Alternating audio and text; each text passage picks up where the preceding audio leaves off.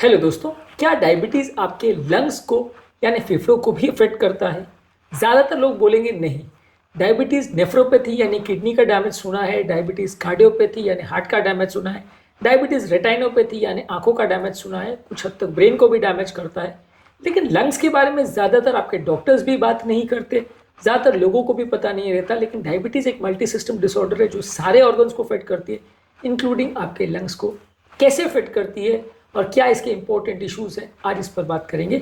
Exclusive topic है, ज़्यादातर आपके डॉक्टर्स और आपके ज़्यादातर यूट्यूबर्स इस बारे में कोई बात नहीं करता होगा, लेकिन आज हम इस टॉपिक को भी कवर करेंगे कि डायबिटीज़ आपके लंग्स को भी अफेक्ट करता है और सीरियसली अफेक्ट करता है। टॉपिक पर जाने से पहले जो लोग हमारे चैनल पर नए हैं उन्हें रिक्वेस्ट करूँगा कि चैनल को सब्सक्राइब करें, वीडियोज़ को लाइक करें, शेयर करें, फॉलो करें, कमेंट करें पूरा।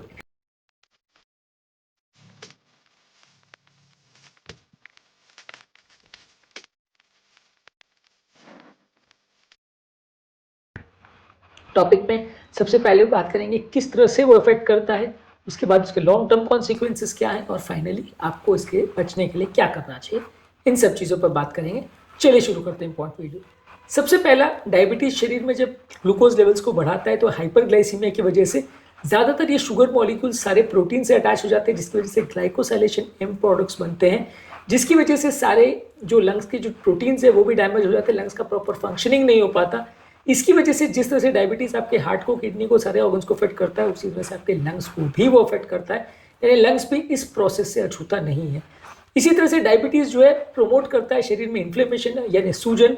इन्फ्लेमेशन शरीर के बहुत सारी बीमारियों में इन्वॉल्व होता है, जैसे अलग अलग तरह के आर्थराइटिस, हार्ट अटैक, किडनी का डैमेज, ये सारी चीज़ें इन्फ्लेमेशन रिलेटेड होती है। और इसी प्रोसेस में बहुत इंपॉर्टेंट होता है लंग्स का डैमेज, क्योंकि लंग्स की भी बहुत सारी बीमारियां हैं, इंक्लूडिंग एस्थमा, ब्रोंकाइटिस, ये सब भी इन्फ्लेमेशन रिलेटेड है। जैसे जैसे इन्फ्लेमेशन बढ़ता है ये सारी बीमारियां भी बढ़ती है। मैं ऐसा नहीं कहता हूँ कि हर व्यक्ति जिसको अगर डायबिटीज़ है सबको एस्थमा या ब्रोंकाइटिस हो जाएगा, बट डेफिनेटली इन्फ्लेमेशन बढ़ने से डायरेक्ट या इनडायरेक्ट उस पर इफेक्ट पड़ेगा।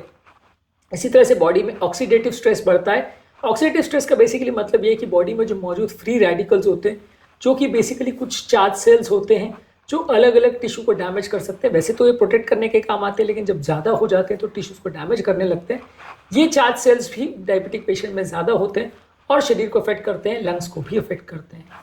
इसी तरह से डायबिटीज़ वाले पेशेंट में शरीर की क्लॉटिंग टेंडेंसी बढ़ जाती है। इस वजह से आपके लंग्स की बड़ी और छोटी सभी नलियों में क्लॉट टेंडेंसी बढ़ जाएगा, जिस वजह से जो आपके लंग्स में ऑक्सीजन का एक्सचेंज होना चाहिए, कार्बन डाइऑक्साइड का एक्सचेंज होना चाहिए, जिसके लिए अच्छा ब्लड सप्लाई चाहिए, वो कॉम्प्रोमाइज़ हो जाता है। अलग अलग तरह की नलियों में चोकिंग हो जाता है, जिसकी वजह से लंबे समय में लंग्स का डैमेज होना बढ़ता है। हालांकि लंग्स उतना ज़्यादा अफेक्ट नहीं होता जितना किडनी या जितना हार्ट या जितना ब्रेन होता है, लेकिन फिर भी डेफिनेटली लंग्स आपका इन्वॉल्व होता है और एक्सचेंज रेशियो जो है कंपेरेटिवली इसमें कॉम्प्रोमाइज़ होता है। वेंटिलेशन परफ्यूजन मिसमैच जिसे बोलते हैं कि जिस एरिया में ब्लड जा रहा है वहाँ ऑक्सीजन नहीं हो, जहाँ ऑक्सीजन जा रहा है वहाँ ब्लड नहीं, वो प्रॉब्लम कंपेरेटिवली लंग डिजीज में, डायबिटीज़ में देखने को मिलती है।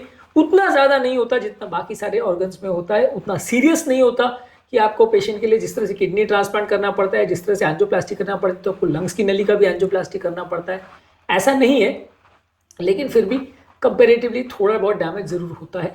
इसी तरह से डायबिटीज़ आपकी इम्यूनिटी को भी कॉम्प्रोमाइज़ करता है। आपका शरीर का इम्यूनिटी बहुत इंपॉर्टेंट रोल प्ले करता है अलग अलग तरह के इन्फेक्शन से आपको बचाने में। ये इन्फेक्शन जो है अलग अलग तरह से लंग्स को आपको डैमेज कर सकते हैं। बहुत सारे निमोनिया और लंग्स के इन्फेक्शन जो कई बार जानलेवा भी हो सकते हैं, वो भी डायबिटीज़ में थोड़ा ज़्यादा कॉमन है। तो ये सारी चीज़ें भी डायबिटीज़ वाले पेशेंट में ज़्यादा देखने को मिलती है, यानी निमोनिया या इन्फेक्शन होने के चांस भी ज़्यादा होता है। उनसे रिकवरी प्रोसेस भी कई बार कॉम्प्रोमाइज़ होता है यदि आपका शुगर लेवल ज़्यादा है। कुछ स्टडीज़ ने ये भी शो किया है कि कुछ और मैकेनिज्म द्वारा आपका जो लंग्स का टोटल वॉल्यूम है वो भी कॉम्प्रोमाइज़ होता है, यानी जो लंग्स के टेस्ट किए जाते हैं जिसमें आपका एक्सपिरेटरी वॉल्यूम, इंस्पिरेटरी वॉल्यूम ये सब चेक किया जाता है, वो भी कॉम्प्रोमाइज़ होता है। डायबिटिक्स लोगों में नॉन डायबिटिक के कंपैरिजन में ज़्यादा खराब वैल्यूज़ देखे गए हैं। इसी तरह से जो आपका गैस का एक्सचेंज है अलग अलग लेवल पे, जो कैपिलरीज के लेवल पे जो ऑक्सीजन और कार्बन डाइऑक्साइड का जो एक्सचेंज होना चाहिए, वो एल्वोलाई भी डायरेक्टली इनडायरेक्टली अम्पेयर होता है डायबिटीज़ में।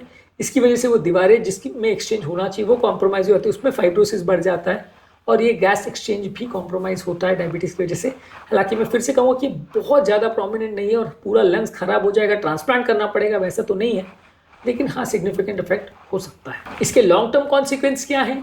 लंग्स में बढ़ने वाली ये सूजन जो है, और खासकर अगर कुछ शेयर्ड रिस्क फैक्टर्स जो डायबिटीज़ करवाते हैं वो होने की वजह से, अगर खासकर व्यक्ति स्मोकिंग भी करता है तो एस्थमा या ऑब्स्ट्रक्टिव एयरवे डिजीज होने का चांस बढ़ जाता है। लंग्स में ज़्यादातर लॉन्ग टर्म इन्फ्लेमेशन और ग्लाइकेशन एंड प्रोडक्ट्स या ग्लाइकोसाइलेशन एंड प्रोडक्ट्स बढ़ने की वजह से लंग्स के टिश्यू में स्कारिंग हो जाती है, फाइब्रोसिस हो जाता है, जिसकी वजह से ऑक्सीजन एक्सचेंज हो जाता है, यानी पल्मोनरी फाइब्रोसिस का चांस भी बढ़ जाता है। इसी तरह से रेस्पिरेटरी इन्फेक्शन जैसे इन्फ्लुएंजा, निमोनिया, अलग अलग तरह के बैक्टीरिया का जो इन्फेक्शन है वो ऑल्टर्ड इम्यूनिटी की वजह से हो जाता है, तो इस वजह से भी लंग्स में कई बार डैमेज पड़ता है। और ओबेसिटी जो कि डायबिटीज़ पेशेंट में अक्सर देखे जाता है, उसके साथ एसोसिएटेड होता है स्लीप एपनिया, ये सारा एक क्लस्टर बन जाता है जो डायबिटीज़ के साथ आता है, यानी कि ओबेसिटी, डायबिटीज़, हाइपरटेंशन, कोलेस्ट्रॉल, डिस्लिपिडीमिया, सारी चीज़ें जो आती है साथ में। इसमें ऑब्स्ट्रक्टिव स्लीप एपनिया भी आता है, ये भी डायबिटीज़ मैनेजमेंट को और आपकी ओवरऑल कार्डियोवैस्कुलर हेल्थ और लंग्स की हेल्थ को अफेक्ट करता है। तो ये भी एक ऐसी बीमारी है जो डायबिटिक्स में ज़्यादा देखने को मिलता है और ये लंग्स को भी इफेक्ट करता है।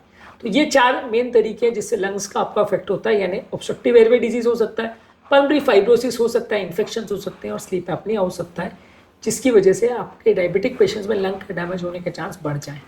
फाइनली लास्ट में शॉर्ट में बात करेंगे कि इससे बचने के लिए क्या करें। इससे बचने के लिए आपके ब्लड शुगर लेवल्स को कंट्रोल करें, यहाँ सिर्फ दवाइयाँ नहीं, डाइट, एक्सरसाइज द्वारा, रेगुलर मॉनिटरिंग द्वारा अपने ब्लड शुगर लेवल्स को भी कंट्रोल करने का प्रयास करिए। हेल्दी डाइट रखिए जिसमें फल सब्जियां ज़्यादा लीजिए, होल ग्रेन्स, लीन या फैट फ्री प्रोटीन्स और हेल्दी फैट्स लीजिए। ये सारी चीज़ें आपकी रेस्पिरेटरी हेल्थ को भी इंप्रूव करती है, जिस तरह से बाकी चीज़ों को इंप्रूव करती है। रेगुलर बेसिस पे एक्सरसाइज करिए, इससे भी आपका लंग फंक्शन इंप्रूव होगा और ब्लड शुगर कंट्रोल्स भी इंप्रूव होगा। स्मोकिंग यदि आप करते हैं तो स्मोकिंग को बंद करिए, यदि अल्कोहल लेते हैं तो उसको बंद करिए। लंग्स का यदि कोई इन्फेक्शन का रिस्क है तो वैक्सीनेशन ले सकते हैं, खासकर न्यूमोकॉकल और इन्फ्लुएंजा के लिए वैक्सीन ले सकते हैं जो कि लंग्स के इन्फेक्शन को बढ़ा सकते हैं, जो कि डायबिटीज़ में ज़्यादा देखने को मिलता है। इसी तरह से यदि आपका वजन ज़्यादा है तो उसे कम करिए, इससे डायबिटीज़ का प्रोसेस और इन्फ्लेमेशन का प्रोसेस कम हो सकता है। और ये किस तरह से वर्क करता है और इसमें इंटरमिटेंट फास्टिंग का क्या रोल है, इस पर ऑलरेडी हमने काफ़ी वीडियोज़ किए हैं जो कि आप हमारे चैनल पर देख सकते हैं। इसके अलावा रेगुलर मेडिकल हेल्थ चेकअप्स करते रहिए। रेगुलर मेडिकल हेल्थ चेकअप्स करने से अगर कुछ ऐसा डैमेज या इस तरह का प्रॉब्लम पिकअप हो रहा है तो आप उसको जल्दी तरह से मैनेज कर सकते हो, बेटर वे में मैनेज कर सकते हो, प्रॉब्लम बढ़ेगी नहीं। और फाइनली अगर डैमेज हो जाए तो पल्मोनरी रिहैबिलिटेशन कर सकते हैं, जिसमें लंग्स के फंक्शन को इम्प्रूवाइज करने के लिए और लंग्स की हेल्थ को बेटर बनाने के लिए बहुत सारे स्टेप्स किए जाते हैं। आज के टॉपिक में हमने बात करी डायबिटीज़ लंग्स को अफेक्ट डेफिनेटली करता है, बहुत ज़्यादा नहीं करता लेकिन करता है, सिग्निफिकेंटली करता है और कई बार डायरेक्टली इनडायरेक्टली कई तरह से वो आपकी लंग्स की बीमारियों को बढ़ा सकता है। इसलिए डायबिटीज़ वाले पेशेंट पे सिर्फ हार्ट पर या किडनी पर या ब्रेन पर फोकस करने के बदले आपको सारे ऑर्गन्स पर फोकस करना है, डायबिटीज़ को एज अ डिजीज प्रोसेस ही कम करने का प्रयास करना है, तभी आप इससे रिलेटेड सारे ऑर्गन के डैमेज से बच सकेंगे और अपने पेशेंट्स को बचा सकेंगे। उम्मीद करूँगा कि आज के टॉपिक में कुछ नया जानने को मिला होगा। जो लोग हमारे चैनल पर नए हैं उन्हें रिक्वेस्ट करूँगा कि चैनल को सब्सक्राइब करें, वीडियोज़ को लाइक करें, शेयर करें, फॉलो करें, कमेंट करें, पूरा देखें।